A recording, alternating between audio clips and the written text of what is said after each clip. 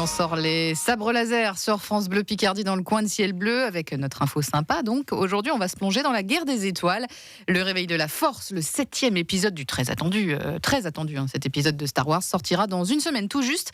Alors l'association 80e Force, qui regroupe des fans de la saga, présentera les costumes des personnages mercredi prochain et le week-end suivant au Gaumont d'Amiens dans un décor réalisé par la faculté d'art de l'université de Picardie. Le but, plonger les spectateurs dans l'univers de Star Wars, Constance Meyer. Oui, et l'heure est aux finitions des costumes et il y a encore du travail, explique Jonathan. Là, il y a encore le Vador à fignoler parce qu'on a eu des petits soucis depuis.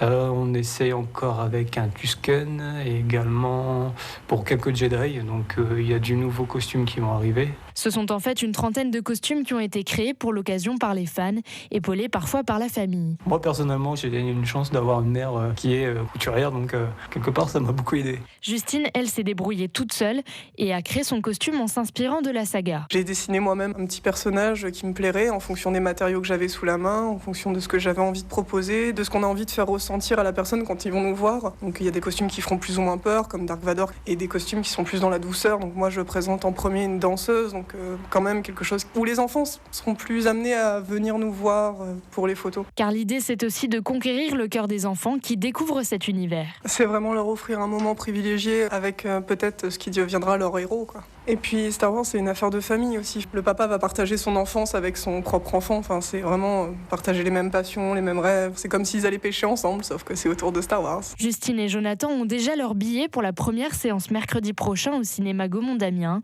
1700 personnes ont acheté leur place pour le jour de la sortie grâce au système de réservation en ligne. Et Constance Meyer, pas moins de 12 séances seront programmées mercredi prochain au cinéma Gaumont d'Amiens pour la sortie de Star Wars, dont 2 en VO sous-titré. Des billets pour les séances de la première semaine sont disponibles en prévente sur le site du Gaumont.